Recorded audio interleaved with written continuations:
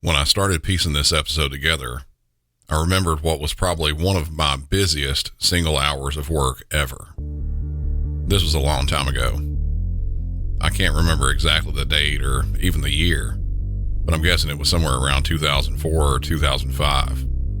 The way radio dispatch works, whether it's police or fire department, those radios always have to have someone monitoring them. Every day, every hour, nonstop, 24/7, 365. That means there's someone always sitting there at the radio. So if the dispatcher on that radio has to use the bathroom or is getting up for a lunch, someone else has to come and relieve them on the radio. During the hour I'm talking about, that's what I was doing. I was relieving a police radio for a lunch break. When I got there, the dispatcher told me nothing big was going on. I looked at the screens and saw nothing out of the ordinary. But as soon as the previous dispatcher left, I got an emergency call.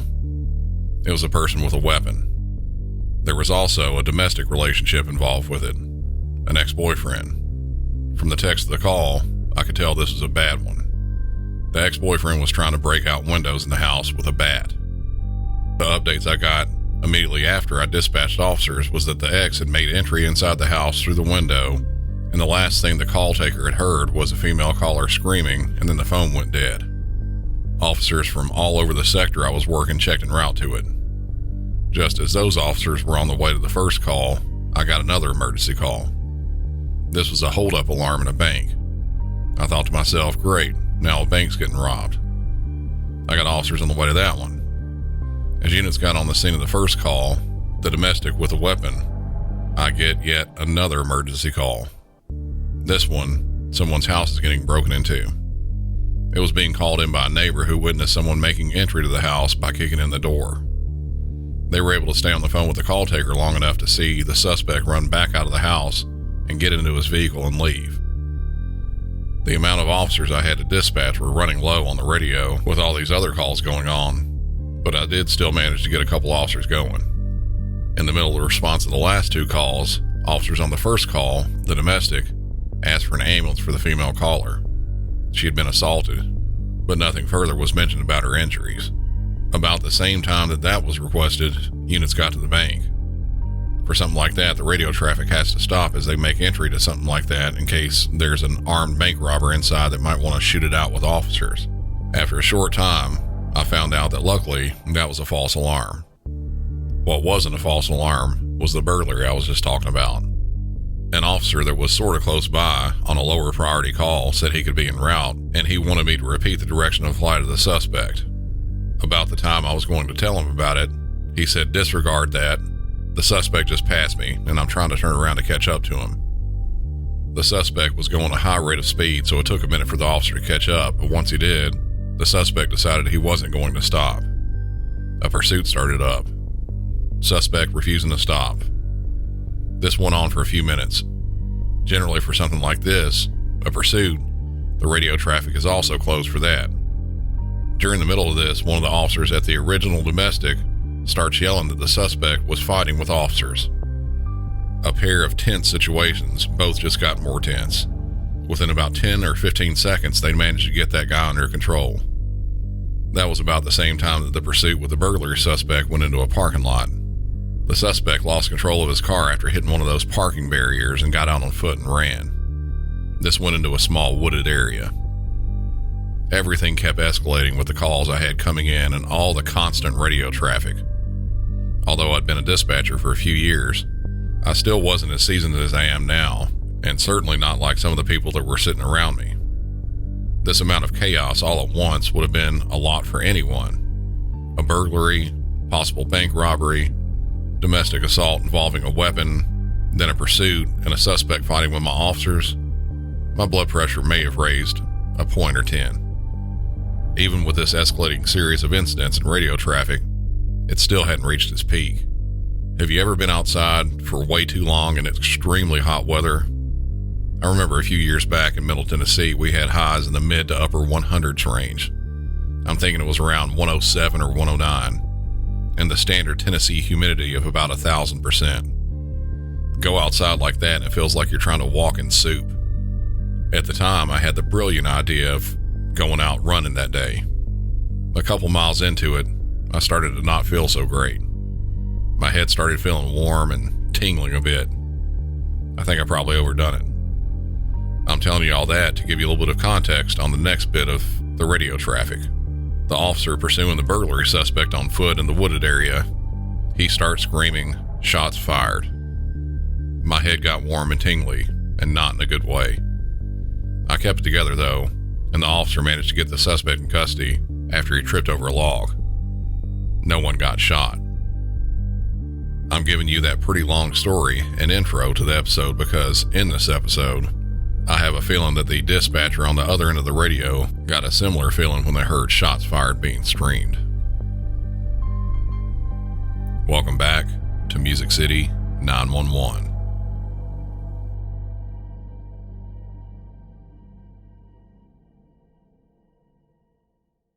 Please turn it down. I can see you ain't doing nothing.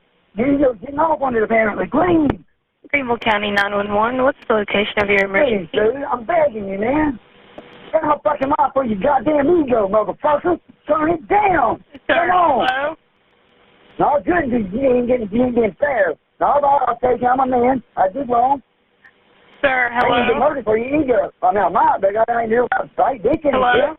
You can sit here and just, it ain't happening. Fuck Sir. that shit. Sir, hello? Can't be fair, man. 911, hello? Hello? Can't be fair. Seriously, fair. Just fair. Turn the motherfucker down so we can talk, man. So I quit burning like I think. Hello, 911? Come on, man. 911, hello? Come on, man. Trying to get still out. How many you gotta do too out there? It's gonna be tying up in the night. They don't have to do it. Everything can be shot. But what do you eat? I'm good. Please save my human spirit and soul and my ego, you know what I mean? Well, I'm telling you, I've had enough. There's mercy. I've had enough uncle. What do you want me to say? What do you want me to say? I've used that word I know to mean submit. I put a white flag out there of it. And I'm sorry. I'm sorry, dude. Your fucking ego's all right now. It ain't. It's egotistical now. Knows what we're doing. I mean, really, I'm sorry. What do you want me to do? I'm not going to sit here and just die for your ego. And act like it's Sure, okay, because it hello? ain't okay. I'm not dying. I ain't doing it's okay with it. I ain't going to be okay with it. No, I don't want no problems. If I took it, it would be okay, you know what I mean? I never thought that's what it was worth, you know what I mean? I never thought that, you know what I mean?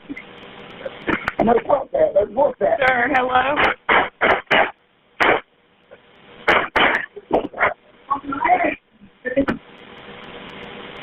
Sir, hello? That was definitely a weird sounding call, but it's something we get from time to time. Someone calling in on 911, then just continuing with their argument with whoever they're talking to and never talk to the dispatcher. I'm guessing they just want to call and get someone there, but they aren't concerned with telling the police what's going on. Some of the elements you heard in that call were things you don't hear very often, and one of them I don't think you've ever heard on the show before. We'll start with that one. The dispatcher was trying to get the attention of the caller, trying to figure out the correct address and any other information, especially what was going on there. But since the caller never spoke with the dispatcher and only kept cussing and yelling at someone who never spoke back to him, I believe she was trying to alert the caller that dispatch was on the line. The sound you heard was tones that would communicate with a TDD machine. That stands for telecommunications device for the deaf. You might have wondered in the past how a deaf person would call on the telephone in an emergency. Most anyone who is deaf has a TDD machine. They're able to type what's going on in real time with the dispatcher. When you're typing, it makes those audible tones we were hearing. I don't believe this man was deaf, though. I think the dispatcher was just trying to make some additional noise to see if they could get the caller to pick up the phone and talk. There at the end of the call, the last thing you heard was some loud bangs. Those were exactly what you thought they were. A gun being fired. This call was received just over a month ago on June 15th, just before 8 p.m. in Greenville County, South Carolina. The dispatcher was able to determine, most likely from GPS from the phone, that the call was coming from in or around 51 Arch Street. At approximately 7:44 p.m., the first sheriff's deputy arrived on the scene. That was the same time those shots went off.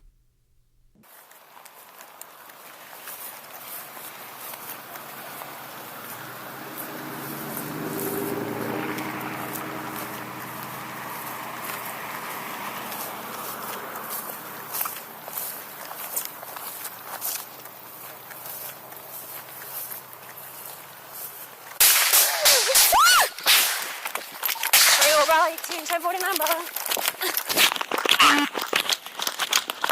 God dang.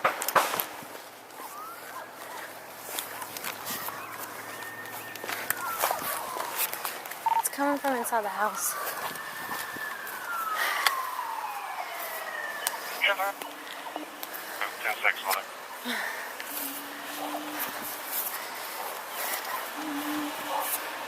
Come on.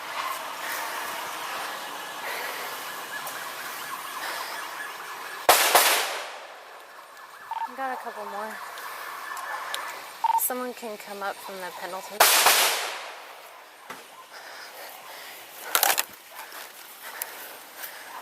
Just hold what you got. We don't.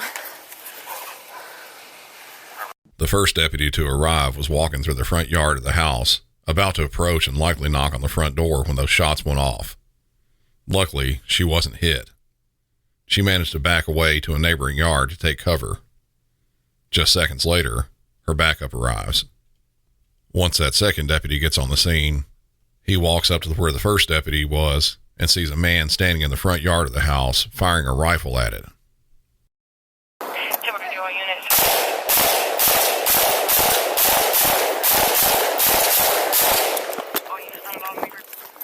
"1041 Alpha, 1041 Alpha, 1031 Bravo. Suspects down.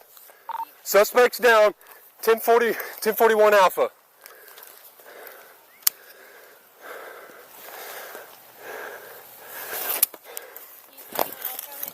No, I can't. No, hold it. We need to hold this guy. Unit 1041 Alpha, Bravo 1851 Arch Street.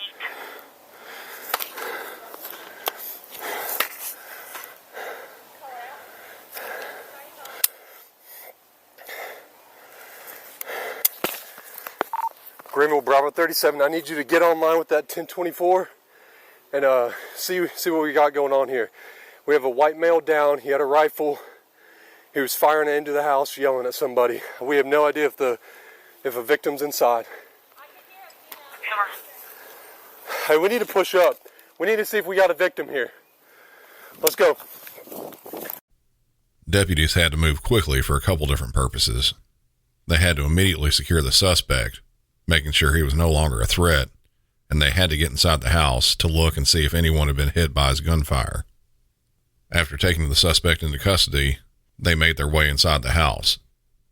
The man shooting at the house was pronounced deceased on the scene. The 55-year-old suspect, Ronald Dean Beheller, was found in the front yard after being shot by deputies. Oddly enough, the person he was yelling at on the phone and shooting at both inside the house and then from the front yard, that person wasn't hit. It's probably because, from what deputies could determine, there was no one else ever there. It seems as though the suspect may have been having a huge disagreement with himself.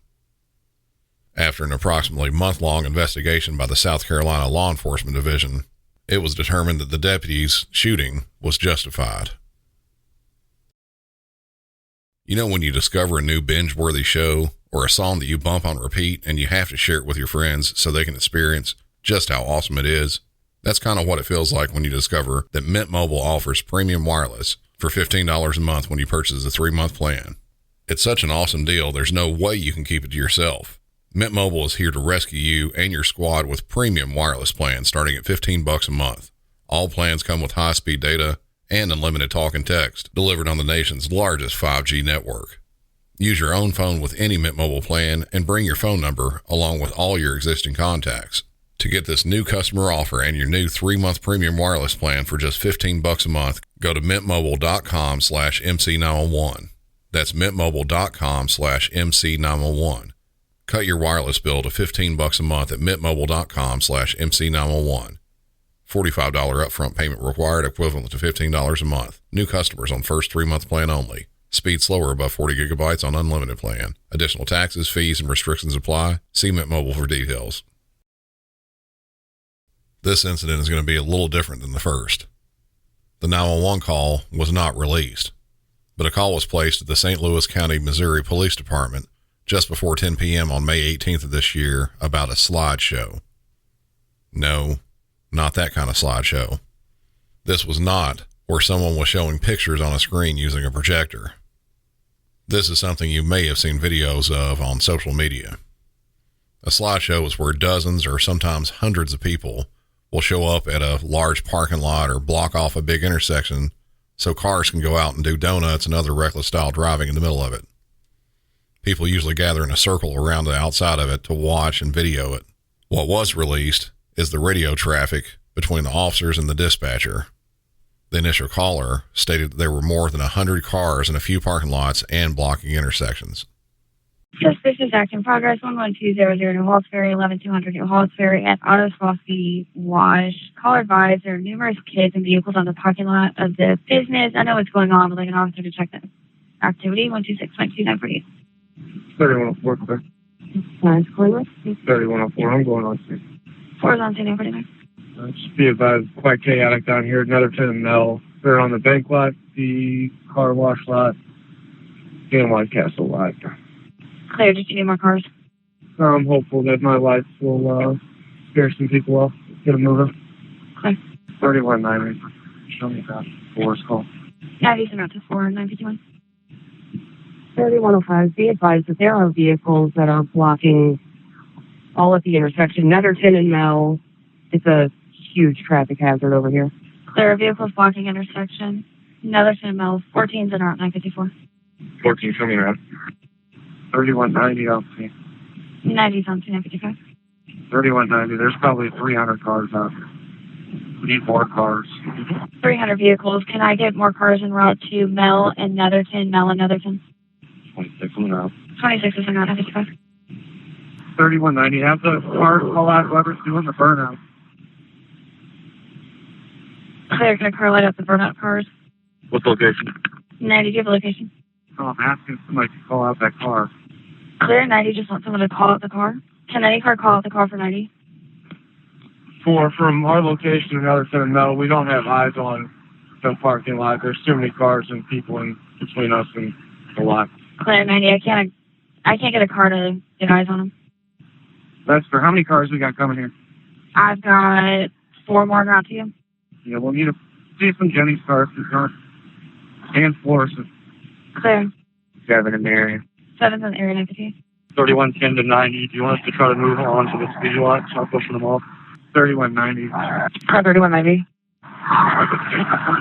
Blue with an orange front left fender. Blue with an orange front left fender doing donuts in the middle of the car wash lot. When that car leaves, have the cars call that out. Yeah, that's on scene. Are you clear? Yeah, we're clear. Clear at 10 o'clock. 3105. Hi, go ahead. 4 and I are completely blocking off at Mel and Netherton, so we're going to have to push cars to New Halls. Clear, blocking Mel and Netherton, having to push cars to New Halls Ferry, 10-3. 23 to any car at the Speedy Club. Is there anywhere in particular you need all these cars to go? We're getting pretty backed up on New Halls Ferry. Smart back it done. 5, I can open so that they can take Mel, I guess, back to New Halls, but I'm not sure if it's going to help at all. 23, I'm just trying to see where myself and the Jennings car will be able to help. We have a lot of foot traffic that is currently going to the U.S. Bank, so I'm assuming people are going to be piling out of there. I'm not sure where to go at this point. Car 3190. 90, go ahead. The blue Charger with the orange fender is the one that was doing the donuts around hundreds of people that were striking it. We're going to spike it when it comes out this entrance towards Halls Ferry.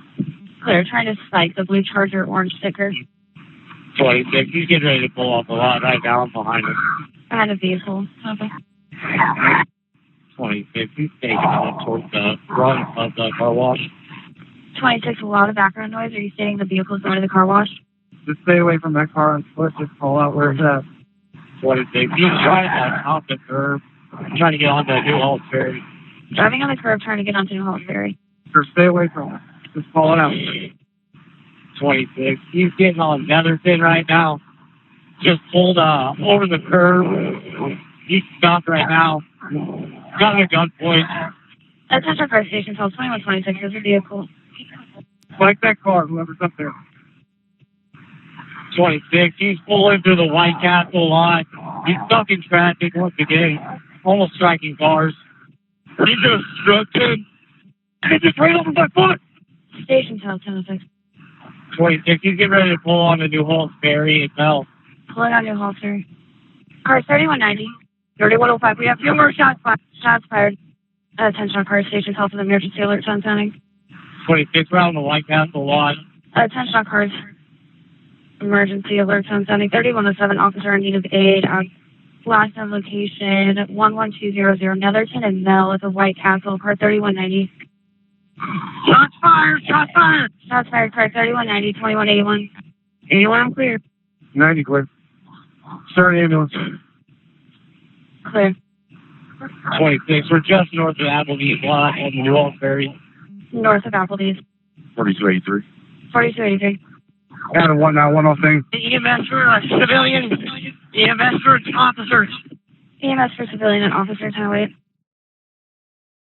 That went from just a large gathering of people doing some reckless driving all the way to shots being fired. It was fully a mess out there. Over 300 cars, one of the officers said. The car they were focusing on for doing the reckless driving was a Dodge Challenger, blue in color with a single orange fender and no license plate. He was doing donuts in the parking lot, drifting his car around at a high rate of speed. Cell phone video taken from one of the onlookers shows what the vehicle did.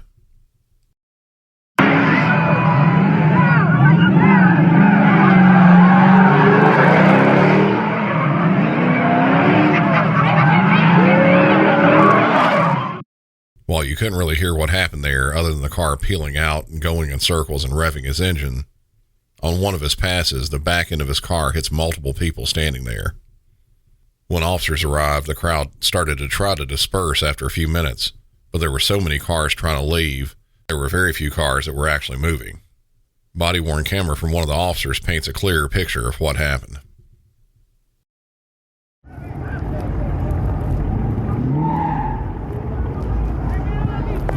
.3190 Fender, orange Fender is headed towards Mel from the parking lot. He's on the south side of the building. He's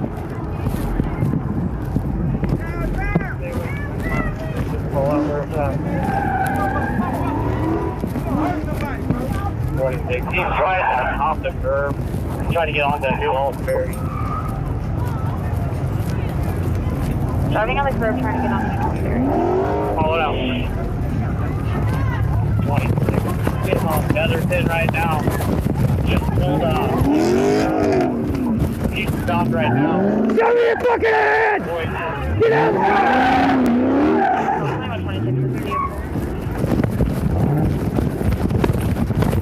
26. He's pulling through the White Castle lot. He's stuck in traffic. Once again, almost striking cars. Get out of the fucking car! Get out of the fucking car! Shoot him! You just struck him.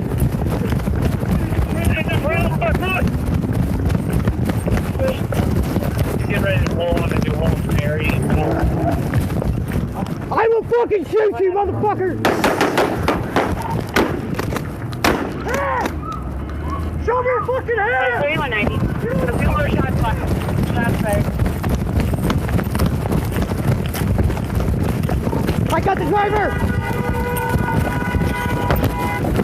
Oh, sorry, I'm sorry. Shoot his ass! 26 rounds of White Castle lot. Attention cars. Emergency alert sound sound. 3107 officer in need of aid. Last known location 11200 Netherton and Mel at the White Castle. Car 3190. Shots fired! Shots fired! Shots fired. Car 3190. 2181. 81. I'm clear. 90 clear. You guys good? Good. Everybody good? Good. 26, we're just You alright? on New Halls Ferry. North of Applebee's. I need an ambulance for my foot. 43. Ran over my back foot.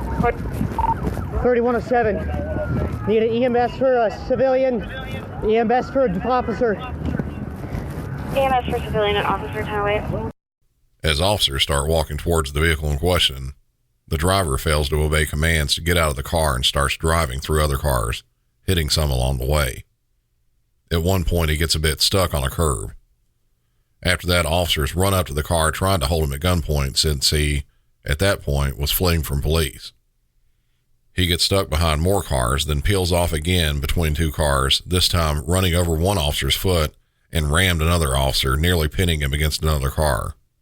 Shots were fired at the vehicle, and then the driver got out running on foot. Officers gave chase and finally got him into custody a short distance later. The driver was identified as 25-year-old Antoine Hunter. He was not shot, but he was hit by glass when the window was shot out of his car and some of the glass struck him in the eye. He was arrested and charged with 1 count of attempted assault with serious physical injury in the first degree, 1 count of armed criminal action, and resisting or interfering with arrest. He's being held on a $500,000 cash-only bond, meaning he won't be able to post the normal 10% bail to get out of jail. And the last incident I have, it has no 911 call either. It's simply a traffic stop. On July 3rd at around 9 p.m. in the South Los Angeles neighborhood of Willowbrook, LAPD officers noticed a white Chevy sedan swerving close to the corner of Broadway and Rosecrans Avenue. The in-car camera captured what happened during that stop, and it's definitely something that isn't heard very often. Traffic stop. You gonna go 6 months for a future location? Item 44 on Broadway, north of Rosecrans.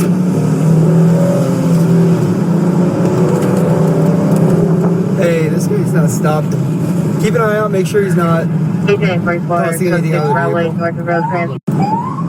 18-45, still cancel. You want to call it a reckless or DUI if they take off? 45, right? He's been swerving. Yep. There we go, PA. Move your hand real quick. Oh, stop, they stop. Go, go, go!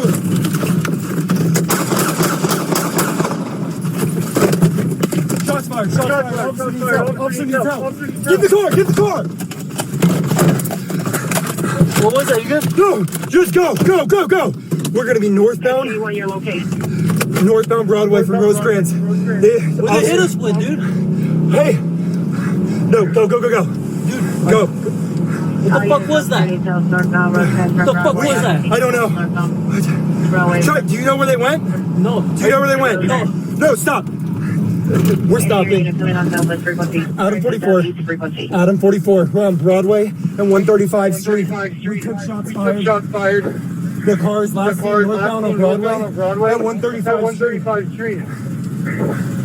We need an RA. 135th Street.